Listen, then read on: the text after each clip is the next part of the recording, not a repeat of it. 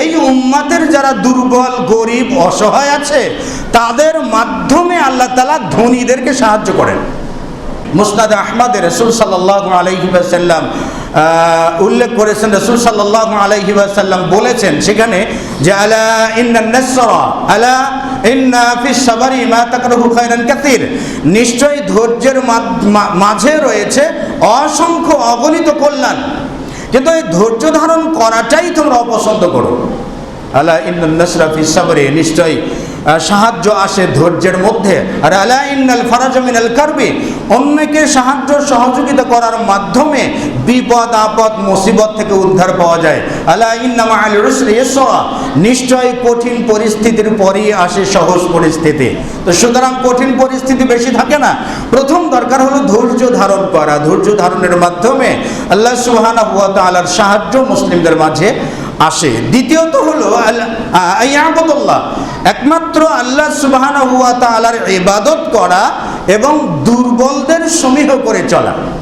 আল্লাহ তাআলার ইবাদত যদি কেউ না করে, আল্লাহ তাআলার ইবাদত ছাড়া কখনো সাহায্য পাওয়া যায় না। এবারে আল্লাহ সুবহানাহু ওয়া তাআলা বলছেন যে ইয়া আইয়ুহাল্লাযীনা আমানু ইন তানসুর, হে ঈমানদারগণ, ইন তানসুরুল্লাহ, যদি তোমরা আল্লাহ সুবহানাহু ওয়া তাআলাকে সাহায্য করো তাহলে ইয়ানসুরুকুম, আল্লাহ সুবহানাহু ওয়া তাআলা তোমাদেরকে সাহায্য করবেন। ওয়া ইউসাব্বিতু আকদামাকুম, এবং জিহাদ বা যুদ্ধের ময়দানে তোমাদের পাগুলোকে মজবুত রাখবেন, জিহাদের ময়দানে তোমাদেরকে অটুট রাখবেন। এই আয়াতে কারিমে আল্লাহ সুবহানাহু ওয়া তাআলা দুটো বিষয় বলেছেন। ইন তানসুরুল্লাহ, হে ঈমানদারগণ, যদি তোমরা আল্লাহ তাআলাকে সাহায্য করো তাহলে আল্লাহ সুবহানাহু ওয়া তাআলা তোমাকে সাহায্য করবেন এবং বিপদে জিহাদের ময়দানে তোমাদেরকে অটুট রাখবেন, তোমাদের বিজয় দান করবেন। দুটো বিষয়। প্রথম শর্ত হলো ইন তানসুরুল্লাহ, যদি তোমরা আল্লাহ সুবহানাহু ওয়া তাআলাকে সাহায্য করো। আল্লাহ তাআলার সাহায্য করার অর্থ হলো আল্লাহ সুবহানাহু ওয়া তাআলার যাবতীয় ইবাদত একমাত্র আল্লাহ সুবহানাহু ওয়া তাআলার জন্য করা। একটা বিষয় পরিলক্ষিত হয় যে দেখবেন যে বিভিন্ন জায়গা থেকে আমরা মূর্তি উচ্ছেদের জন্য মূর্তি উচ্ছেদ করে ফেলেছি, কিন্তু নিজেদের গোষ্ঠীর মাজার কিন্তু রেখে দিয়েছি, সেটাকে ভাঙিনি। এটাকে একমাত্র আল্লাহ সুবহানাহু ওয়া তাআলার ইবাদত বলে না। ইন তানসুরুল্লাহ, যদি তোমরা আল্লাহ তাআলার ইবাদত করো। দেখুন আল্লাহ সুবহানাহু ওয়া তাআলা সূরাতুস সাফফাতে বলছেন যে ইয়া আইয়ুহাল্লাযীনা আমানু কুনু আনসারাল্লাহ, হে ঈমানদারগণ, তোমরা আল্লাহর সাহায্যকারী হও, আল্লাহ তাআলার সাহায্যকারী হও, আল্লাহকে সাহায্য করো। আচ্ছা বলুন তো, আল্লাহ সুবহানাহু ওয়া তাআলার কি সাহায্যের প্রয়োজন রয়েছে? না। আল্লাহ তাআলা যে বিধানগুলো দিয়েছে সে বিধানগুলো মানার মাধ্যমে আল্লাহ সুবহানাহু ওয়া তাআলাকে সাহায্য করা হয়। আল্লাহ বলছেন কুনু আনসারাল্লাহ, তোমরা আল্লাহর জন্য আনসার হয়ে যাও, আল্লাহর জন্য সাহায্যকারী হয়ে যাও। কুনু আনসারাল্লাহ।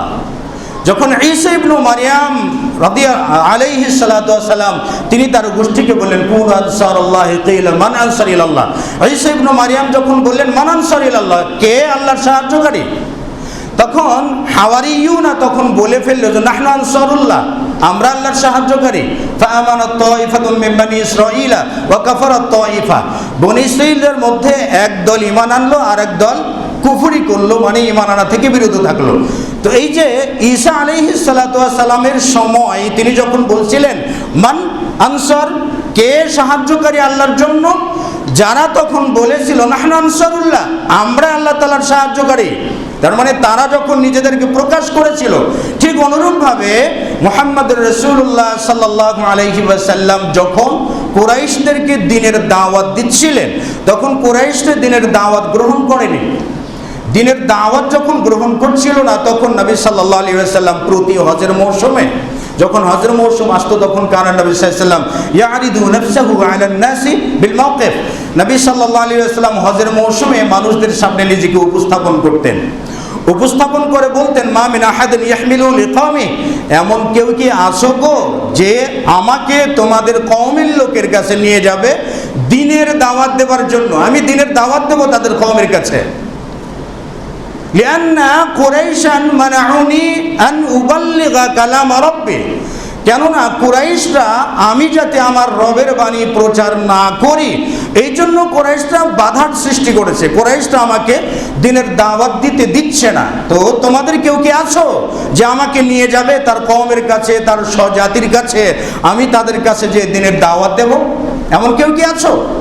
তখন হামাদান কবিলা থেকে একজন ব্যক্তি দাঁড়িয়ে বলছেন, ইয়া রাসূলুল্লাহ আনা। নবী সাল্লাল্লাহু আলাইহি ওয়াসাল্লাম বলেন, মিম্মান আনতা, তুমি কোন কবিলা থেকে এসেছো? তখন ওই যুবক বলছে যে আনা মিন হামাদান, আমি হামাদান কবিলা থেকে এসেছি। তখন নবী সাল্লাল্লাহু আলাইহি ওয়াসাল্লাম বললেন যে তোমার কবিলায় কি আমাকে প্রতিরোধ করার মতো বা আমাকে বাধা দেবার মতো কোনো লোক আছে, কোনো গোত্রপতি আছে, কোনো গোত্র প্রধান আছে? তখন এই যুবক ছেলে বলল, নাম, হ্যাঁ আছে ইয়া রাসূলুল্লাহ সাল্লাল্লাহু আলাইহি ওয়াসাল্লাম।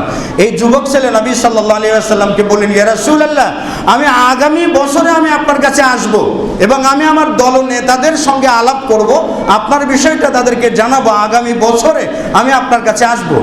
পরবর্তী বছরের রজব মাসে এই যুবক তার গোত্রপতি আনসারদেরকে নিয়ে এসে মুহাম্মদুর রাসূলুল্লাহ সাল্লাল্লাহু আলাইহি ওয়াসাল্লামকে হিজরত করার জন্য আমন্ত্রণ জানালেন।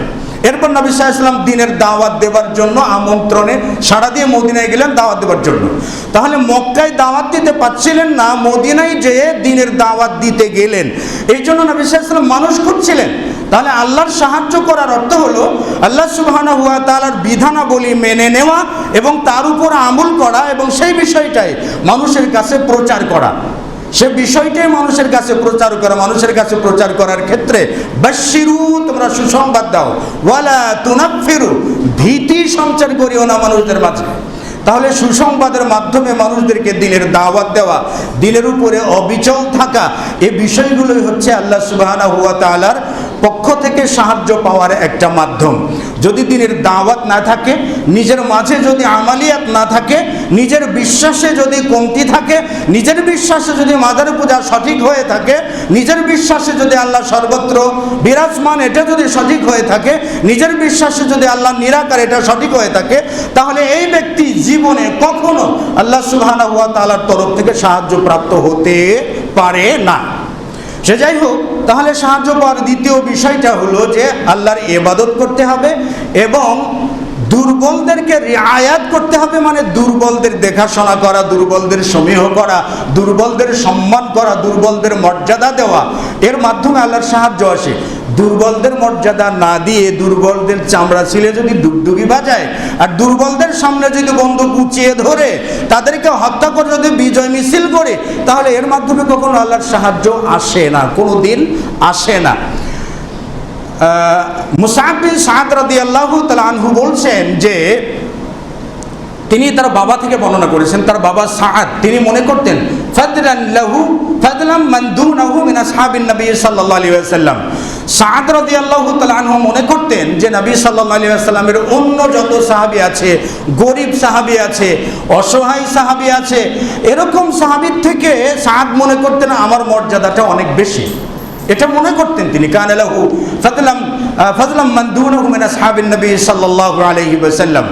এটা রাসূল সাল্লাল্লাহু আলাইহি ওয়াসাল্লামের কাছে যখন চলে গেল যে সাদ নিজেকে অন্য গরীব বা অসহায় সাহাবীদের থেকে শ্রেষ্ঠ মনে করেন, উঁচু মনে করেন, উঁচু জাতের মনে করেন, বেশি ঈমানদার মনে করেন, তখন নবী সাল্লাল্লাহু আলাইহি ওয়াসাল্লাম সাদকে লক্ষ্য করে বললেন যে ইন্নামা ইয়ানসুরুল্লাহু হাদাল উম্মাহ, আল্লাহ সুবহানাহু ওয়া তাআলা এই উম্মতকে সাহায্য করেন বিযঈফিহা, এই উম্মতের যারা দুর্বল, গরীব, অসহায় আছে তাদের মাধ্যমে আল্লাহ তাআলা ধনীদেরকে সাহায্য করেন। বিদাওয়াতিহিম, গরীবদের দাওয়াতের মাধ্যমে, ওয়াবি সালাতিহিম, গরীবদের সালাতের মাধ্যমে, ওয়াবি ইখলাসিহিম, গরীবদের ইখলাসের মাধ্যমে বড় বড় আসহাবী ইকরামগণদেরকে আল্লাহ সুবহানাহু ওয়া তাআলা সাহায্য করে থাকেন। সহিহ বুখারীতে এসেছে রাসূলুল্লাহ সাল্লাল্লাহু আলাইহি ওয়াসাল্লাম মুসআব বিন সাদ রাদিয়াল্লাহু তাআলা আনহুকে লক্ষ্য করে বলছিলেন, হাল তুনসারুনা ওয়া তুরযাকুনা ইল্লা বিদুআফাইকুম, তোমাদেরকে সাহায্যও দেওয়া হতো না, তোমাদেরকে রিজিকও দেওয়া হতো না, গরিব, দুঃখী, দরিদ্রদের মাঝে তোমাদেরকে জীবিকা দেওয়া হয়ে থাকে। তাহলে বোঝা যায় আল্লাহ সুবহানাহু ওয়া তাআলার কাছ থেকে রিজিক পাওয়া, আল্লাহ তাআলার কাছ থেকে সাহায্য পাওয়ার মাধ্যম হলো গরিব অসহায় মানুষদেরকে সম্মান করা, গরিব অসহায় মানুষদের পাশে দাঁড়ানো, তাদেরকে আজকে আমরা অনেক কিছু নিউজে পাচ্ছি, যাই হোক তাদের পাশে দাঁড়ানো, এর মাধ্যমে আমরা আল্লাহ সুবহানাহু ওয়া তাআলার কাছ থেকে সাহায্য পেতে পারি। আল্লাহ সুবহানাহু ওয়া তাআলার কাছ থেকে অবশ্যই আমরা এই বিষয়ে রিজিক প্রাপ্ত হতে পারি।